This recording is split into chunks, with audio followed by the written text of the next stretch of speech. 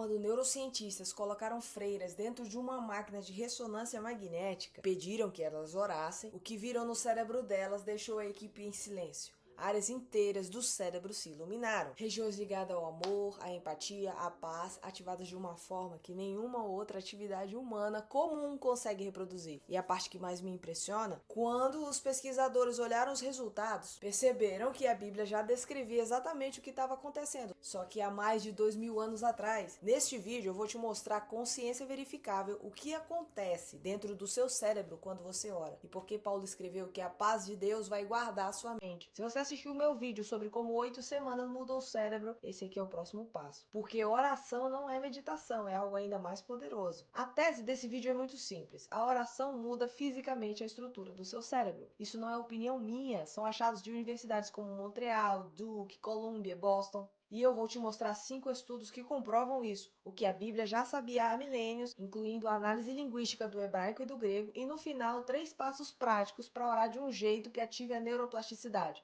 Se você quer crescer e sair na frente, o terceiro passo é o que transforma tudo. Em 2006, o Dr. Mario Beauregard, neurocientista da Universidade de Montreal, fez algo que nunca tinha sido feito antes com essa profundidade.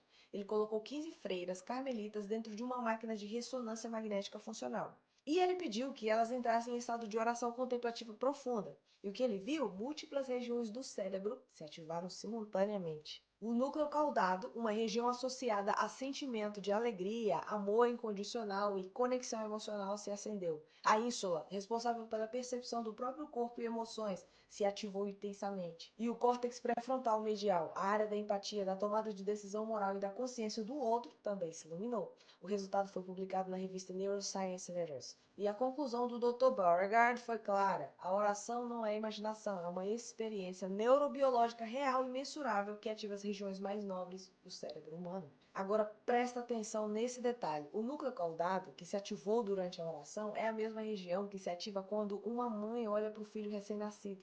Quando você sente amor profundo por alguém, quando você experimenta gratidão genuína, é essa área que se acende. Então, a oração ativa o circuito do amor no seu cérebro.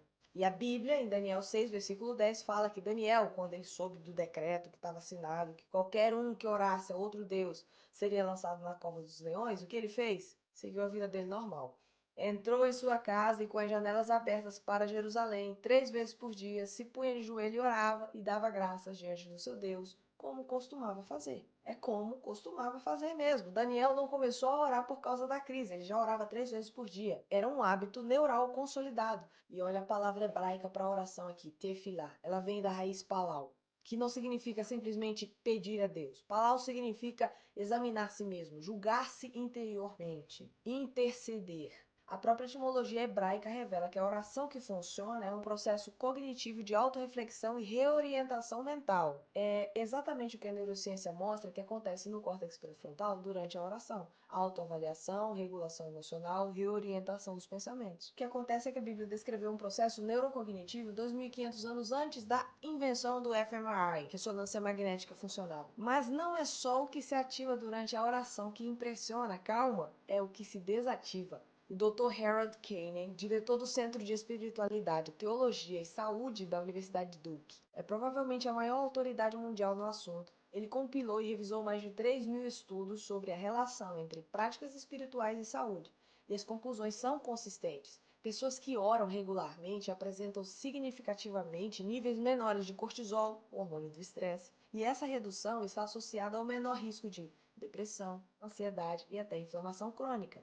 Mas calma que ainda tem mais. O Dr. Brian Johnston, da Universidade do Missouri, descobriu algo fascinante. Ele publicou na International Journal for the Psychology of Religion que durante a oração, a atividade no lobo parietal direito diminui significativamente. O que isso significa?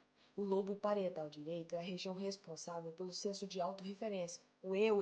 Aquela voz interior que fica preocupada com o que os outros pensam, que rumina sobre problemas, que alimenta a ansiedade. Quando você ora, essa região se aquieta. Você literalmente sai de si mesmo. A ciência chama isso de diminuição da autorreferência. A Bíblia chama de negar a si mesmo.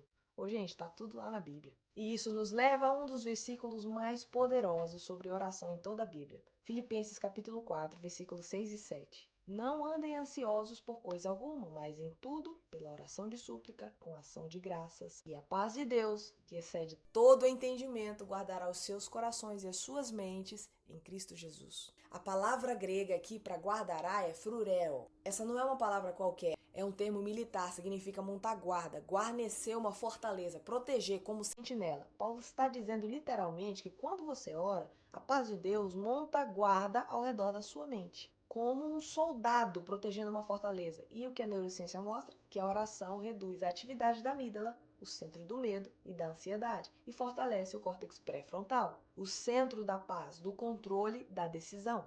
A única questão é que lá na Bíblia está mais fácil de entender, está mais didático para quem não estuda neurociência, cérebro, essas coisas todas. Presta atenção, a oração é neurologicamente um mecanismo de proteção do cérebro contra o estresse. Paulo sabia disso, ele escreveu a palavra flureo, montar guarda sobre a mente, quase 2000 anos antes de qualquer escaneamento cerebral. Eu não sei vocês, mas eu acho isso lindo. E talvez o mais impressionante de tudo, a doutora Lisa Miller, professora de psicologia na Universidade de Colômbia, publicou um estudo em 2014 no JAMA Psychiatry, um dos periódicos médicos mais respeitados do mundo.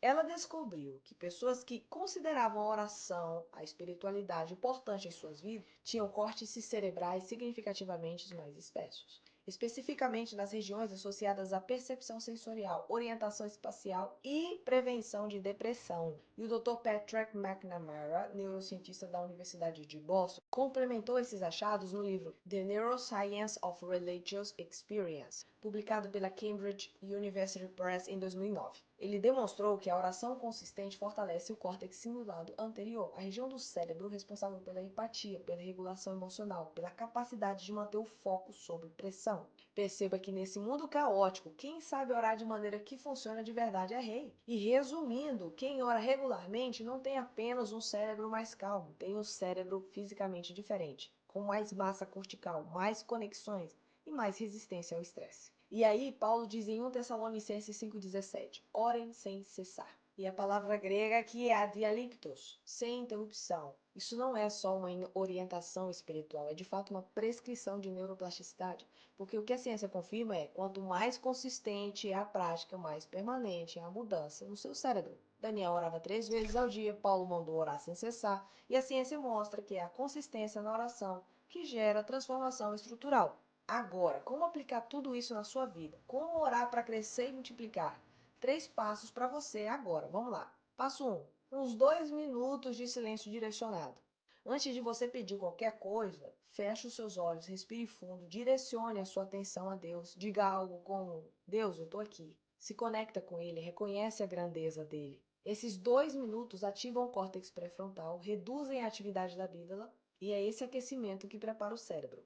Passo 2, a oração palau, autoexame honesto. Lembra da raiz hebraica palau? Examine seus pensamentos, as suas preocupações, seus medos, suas raivas, de verdade, sem filtro, e entregue tudo a Deus, um por um.